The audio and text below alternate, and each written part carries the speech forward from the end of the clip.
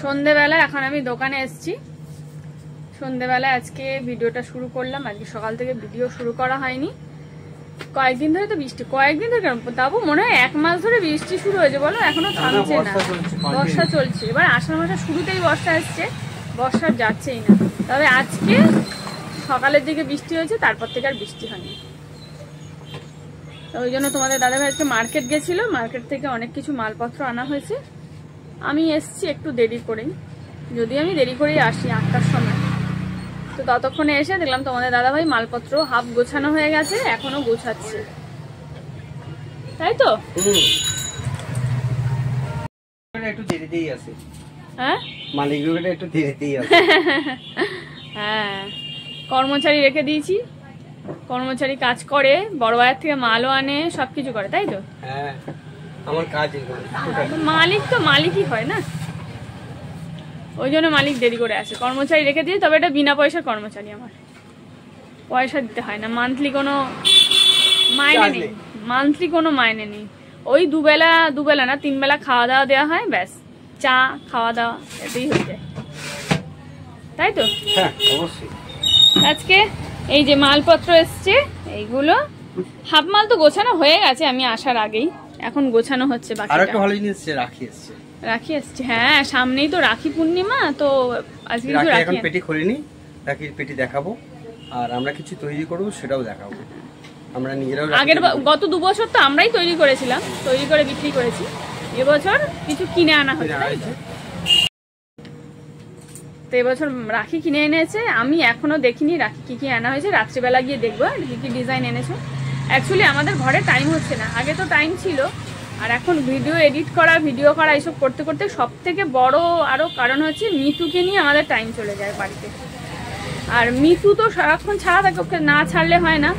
আর ও যখন ছাড়া থাকে, ছোট্ট ছোট্ট পুঁতিগুলো তো ও যদি খেয়ে না, ওই ভয়েও আমরা বের করি না মানে কোনো জিনিসপত্র, সেই জন্য রাখি তৈরি করা হচ্ছে না। ওই জন্যই এবার মানে খুব কম টাইম পাবো, অত বেশি রাখি তৈরি করতে পারবো না। তাই তোমাদের দাদাভাই আজকে বললো না অল্প করে রাখি কিনে আনি, আর তারপরে যতটা পারবো আমরা তৈরি করব, বাকি আবার দেখবো যদি সেরকম না তৈরি করতে পারি তাহলে আবারও কিনে নিয়ে আসবো। তো এইরকম অবস্থা, রাত্রিবেলায় গিয়ে রাখি দেখবো, তবে তোমাদেরকে পরে শেয়ার করব। একদিন পুরো রাখির ডিজাইনগুলো সবই তোমাদের সাথে শেয়ার করব, তাই তো?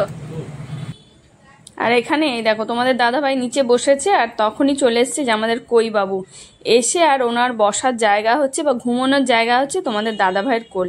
নিশ্চিন্তে এখন এখানে ঘুমিয়ে আছে উনি, ওই রকমই করে প্রত্যেক দিন।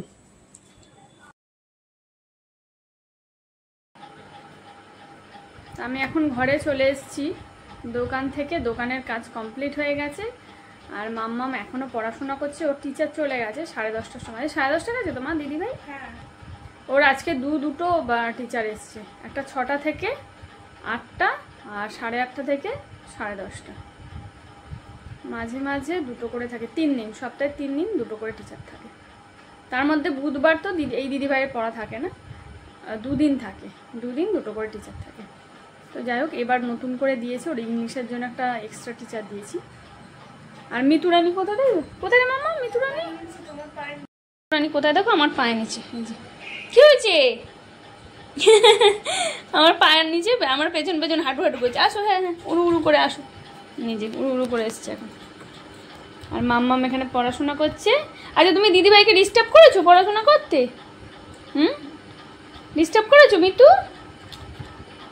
ওকে সারাক্ষণ ছেড়ে রাখতে হবে, আর সবাই বলেছে যে ওকে ছেড়ে রাখতে না বেশি, ওকে খাঁচায় রাখতে, কারণ ও না হলে কথা শিখবে না। কিন্তু ওকে খাঁচায় রাখলেই উনি চিৎকার করে একদম ফাটিয়ে দেয় সারা ঘর। কি হচ্ছে হাতের মধ্যে আসার, কি হলো? ওকে আগে বলো আমার একটা হাজমালা কিনে দিতে, আজকে আমার হাজমালা নিয়ে দৌড় মেরেছে। হাজমালা নিয়ে দৌড়েছে? হ্যাঁ। এদিকে ভাত বসিয়ে দিয়েছি আমি এসেই, আগে ভাতটা বসিয়ে দিয়েছি। আজকে রাতে গরম গরম ভাত, আলু সেদ্ধ আর ডাল আছে, আর হবে কুমড়ো ভাজা, ব্যাস এই রান্না হবে। ভাজা কেটে রেখেছি আমি, ভাতটা হয়ে গেলে তারপরে ভাজা বসাবো।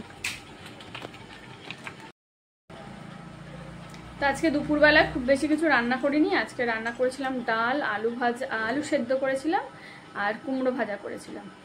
আর কি করলাম, আর ডিম ভাজা। এই করেছিলাম। একদিন একটু মানে হালকা পাতলা খেতে ভালো লাগে, সবারই ভালো লাগে, প্রত্যেকদিন তো আর উল্টো পাল্টা খেতে ভালো লাগে না। তো আজকে ওই রান্না করেছি, খেতেও ভালো লাগে, কিন্তু গরমকালে টক ডাল আমার এগুলো বেশ ভালো লাগে। সাথে যদি একটু বেগুন ভাজা হতো তাহলে খুব ভালো হতো, কিন্তু বেগুনের এত দাম এখন, 100 টাকা কিলো বেগুন, ভালো বেগুন 100 টাকা কিলো। তো যাই হোক, এখন রান্না বান্না করি। তোমাদের দাদাভাই এখনো আসেনি, রান্না হয়ে গেলে আমি আর মাম্মাম খেয়ে নেবো, তারপরে তোমাদের দাদাভাই এলে।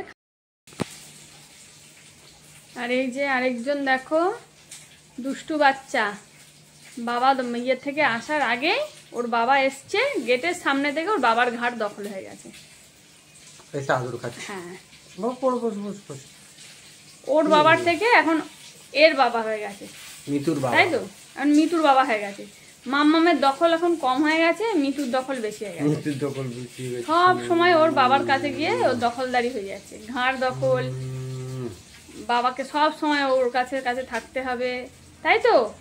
বলে দাও। হ্যাঁ, চুপ করে আছে, কাউকে বুঝতে দিচ্ছে না, ওই যে এত দুষ্টু, কিছু জানে না, কিছু জানে না।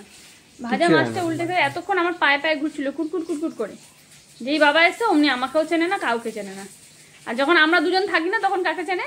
বাবাকে, না, দিদি ভাইকে। ও হ্যাঁ, আমরা দুজন থাকি দিদি ভাইকে, হ্যাঁ। আর না তারপরে দিদি ভাইকে আর চেনেই না, চেনে না।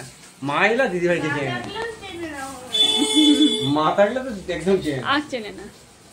তো এদিকে রাতের খাবার রেডি করে নিয়েছি, ঢেঁড়স ভাজা, কুমড়ো ভাজা, আলু সেদ্ধ, গরম গরম ভাত আর ডাল, আর এদিকে দুটো লঙ্কাও আমি তেলে ভেজে নিয়েছি। তো রাতের খাবার খেতে খেতে আজকের ভিডিওটা এখানেই শেষ করছি। ভিডিওটা কেমন লাগলো অবশ্যই জানিও। সবাইকে টাটা, গুড নাইট।